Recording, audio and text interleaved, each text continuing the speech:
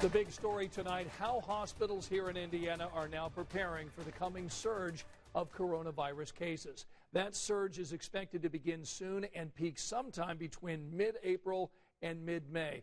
So the state's now come up with a three-prong approach. Goal number one, double the number of critical care beds available. Typically, Indiana has approximately 1,400 of those critical care beds. Already, hospitals have increased that number by about 500.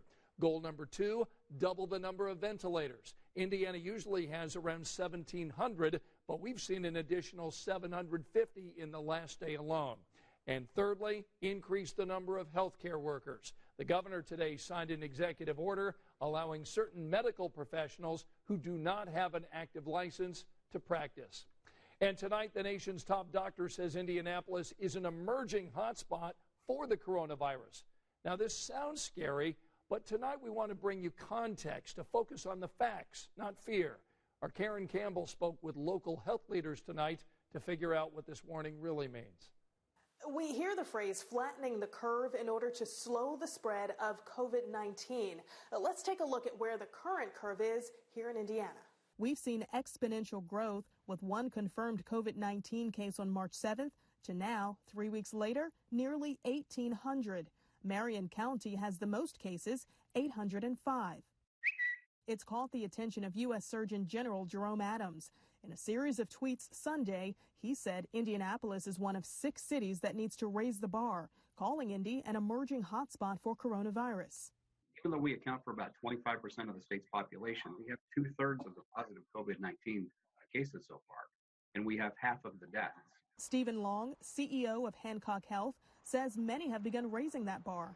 So we've canceled elective surgeries and elective outpatient services, and we've opened units that we've not used in a while. The concern? The number of patients who come through the doors will overwhelm the capacity hospitals have. In a statement to Eyewitness News, a spokesperson for Mayor Hogsett said, the stay-at-home order may be inconvenient, but it is the most effective way of flattening the curve. But I think if you really jump into the numbers, you can see if we don't do this now, it's going to come back later, and the impact on all of us and the economy will be much, much worse.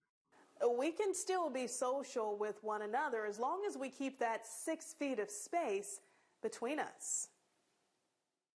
And here's another big question we're seeing tonight. Do healthcare workers have enough protective gear to get them through this surge? The state has received thousands of gowns, masks, shields, gloves, and other supplies from the nationwide stockpile, Indiana vendors, and the Department of Correction.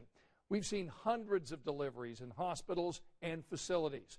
Well, tonight, the leader of IU Health, which has the state's largest hospital, says they've got enough supplies for today.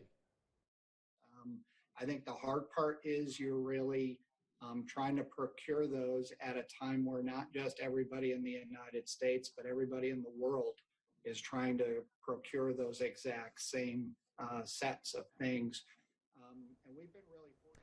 Now, if you're interested in making or donating protective gear, the state has set up an email address. We've got it on your screen right now. We've also got it posted for you tonight on WTHR.com.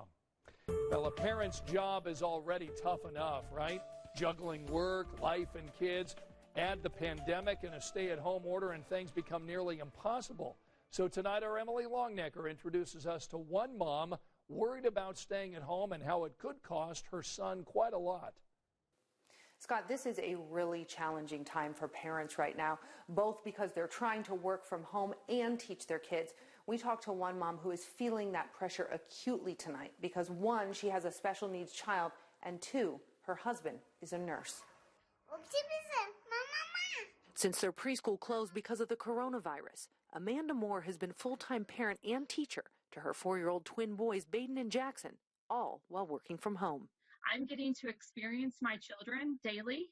Whether or not it's always a great experience, it's an experience. An experience she worries, though, will soon leave Jackson struggling more than he already does. The almost 5-year-old was born with a rare disease called Angelman syndrome. Kids that have Angelman syndrome have seizures, developmental delays, they're nonverbal. Jackson wasn't even supposed to walk or even be able to talk, but has defied the odds. Hi, Jackson.